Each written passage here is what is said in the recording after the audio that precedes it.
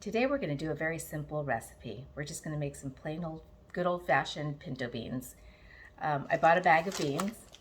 You can get the bags that are pre-cleaned, or you can get them out of the bins that they have at the grocery stores. But those tend to be a little more time-consuming as far as cleaning them, because you'll find more little rocks in there.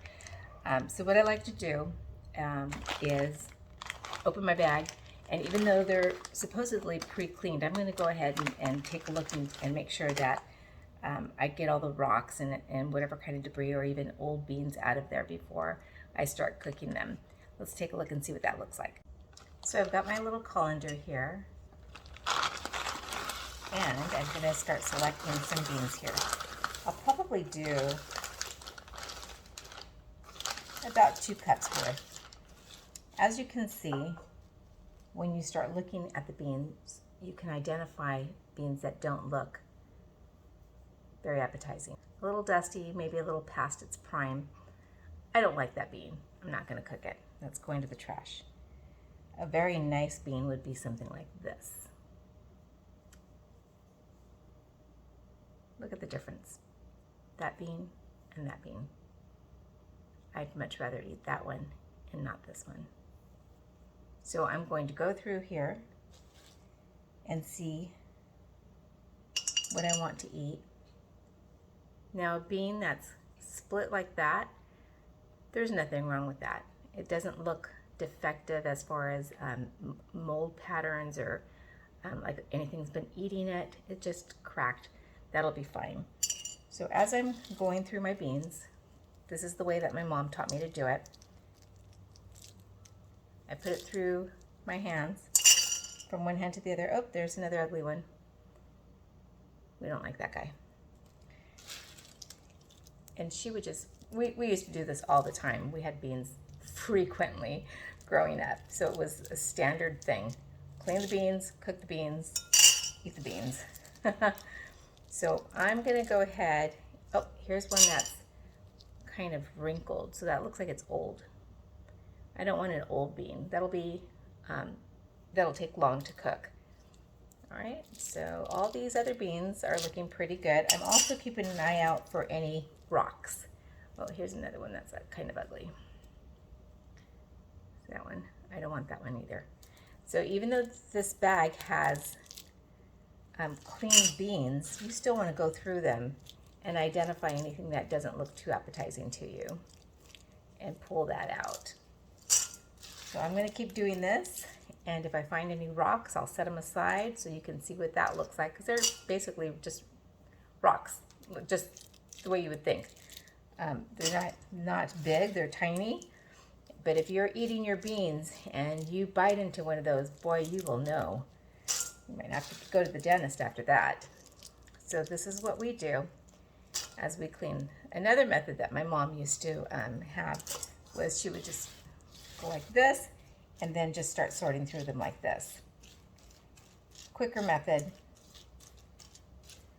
Here's some debris, any kind of little debris. Get rid of it. That's going to be floating in your beans. You don't want to eat that. All right, I'm going to get these all sorted through, and then we're going to clean them. So this is what I was left with. The little pieces of skin, broken pieces that looked unappetizing. That's what I found as I was cleaning these beans. I'm going to discard these. And it's just as simple a matter of washing your beans. My water is getting hot. You can see by the red color.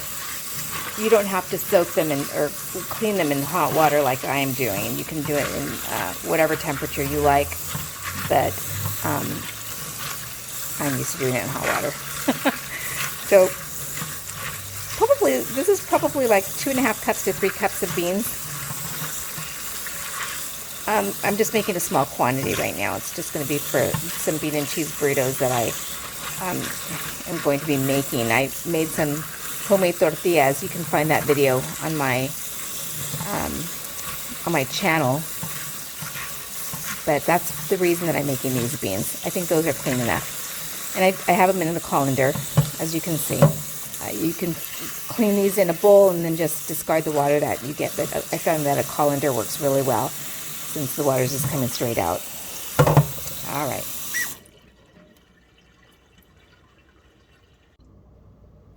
So I'm going to make my beans in my Dutch oven, but you can use whatever feels comfortable for you. Just remember that your beans are going to expand, so make sure that you have enough room so that they can expand and not spill over and not dry out on you. So I'm going to turn on my flame here. I'm going to grab my beans.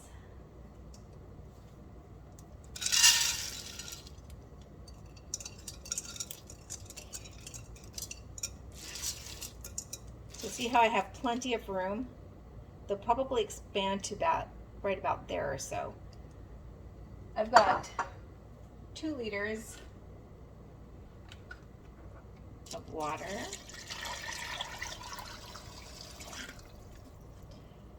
And so there's about, I'd say, an inch, a little over an inch over the beans. That's what you're looking for. Make sure that you have plenty of water. Oh, look at some of the other skin came up. And whatever floats up, if you don't like the way it looks, take it out. I don't like the skin. I don't want the skin to be in my final product there. Okay. So just make sure that you have enough room for expansion, enough water so that it doesn't dry out on you. I'm going to add half of an onion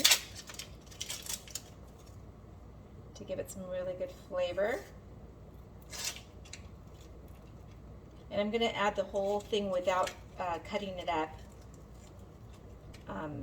because I'm going to, at some point, remove this. And I'll leave it like this so I can easily fish it out. I'm going to also add a couple of pieces of garlic. I will take the skin off of that because I don't want to have to look for the skin later. That's 1, 2, and 3 pieces of garlic. If you love the flavor of garlic, by all means, add more garlic, add more onion, whatever floats your boat, why not? I will not add any salt at this point because it will make my beans tough and it'll take them longer to cook. Growing up, the way my mom taught me how to do this, we would actually take the beans, clean them, wash them really good, and then we would soak them overnight, and that would give you a very tender, a very pale bean at the end. I unfortunately don't have the time for that right now. When I do have the time, then I do like to do that because it actually makes for a creamier bean, believe it or not. So these beans are still going to be delicious. They're going to have that great flavor. They just won't be as pale, or maybe not quite as tender as the other would be, but these will still work. I've got it on high right now, my flame. I'm going to let them come to a boil. Once it boils, I'm going to reduce the heat, and then I'm going to cover it up with a lid. So I'm not going to do that just yet. So remember, no salt in these until they're almost ready, or even if they're ready, then you can add the salt and then let them sit and it'll seep in there as well. So that's as simple as it's going to be. Let's get back to this in probably about an hour to 2 hours, and we'll see what it looks like. And this is now boiling. That's exactly what I wanted. So I'm going to take the heat down.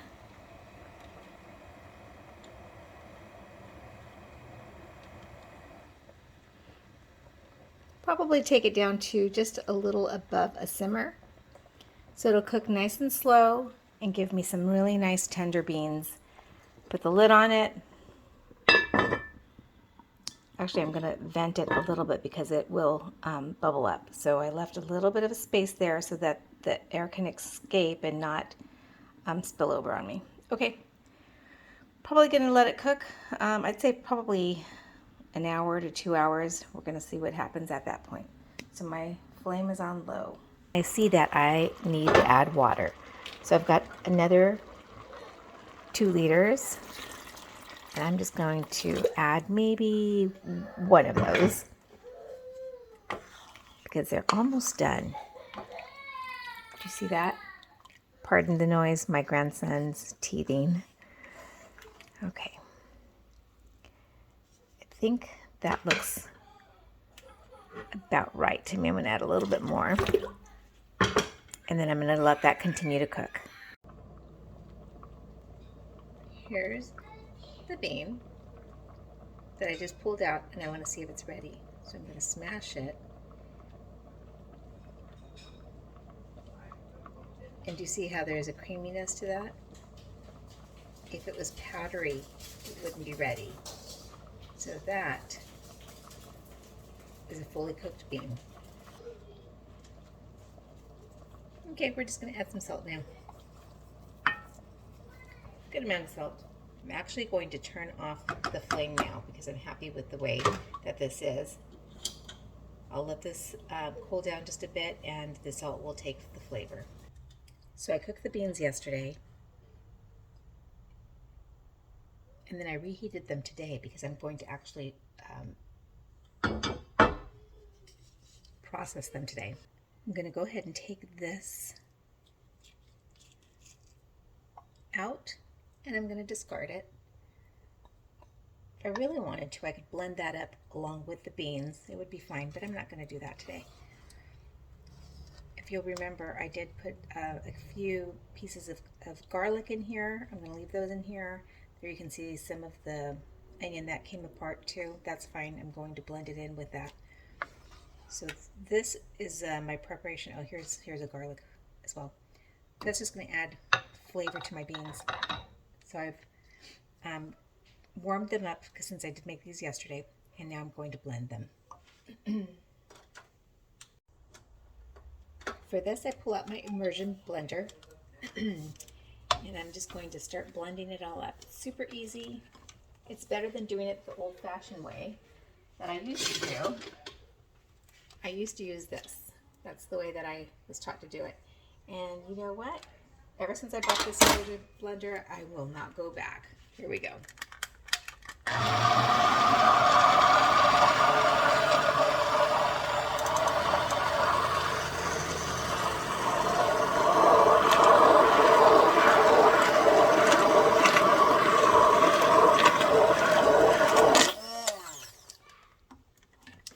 See how fast that was?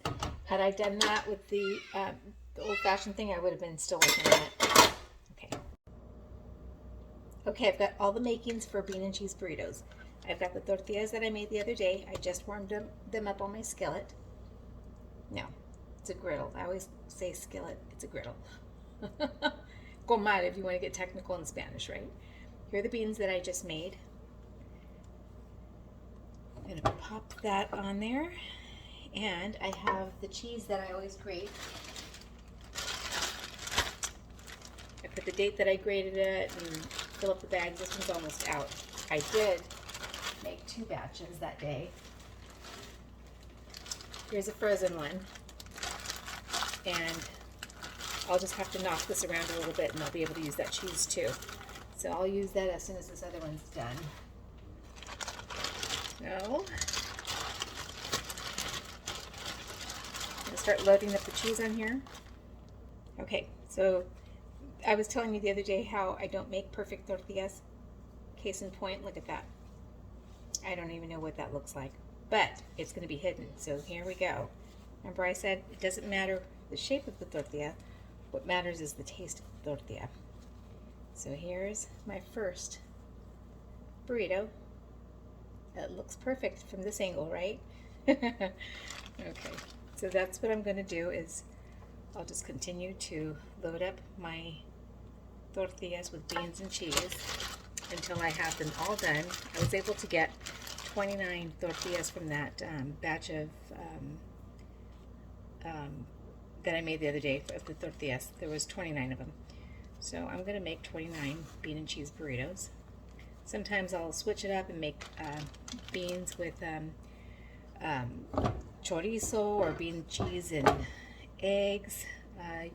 Basically whatever I have in the fridge, and I think to myself, let me do something different, and that's what I do. And then I just pop them in the freezer. So whenever I need something, I'm running out the door ready to go to work and I don't have my lunch, I just grab one of those from the freezer and it's a done deal. That looks like it's burnt, but see how pliable that is? It's fine. It's not bad. Alright, so far I've got 3 burritos there off to the side. Let me show you where I've got there. There we go.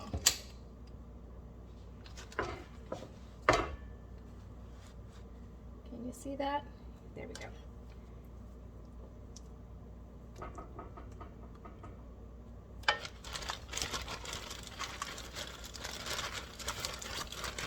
And that's the reason that I do this pre-shredded. I pre-shred my cheese. I buy the block of cheese and then I shred it all up at once so I don't have to mess with it later. There we go. Beautiful burrito. And then as I'm running out of cheese, I pull out my frozen cheese. I just finished that one up. And it's easy to continue going with that.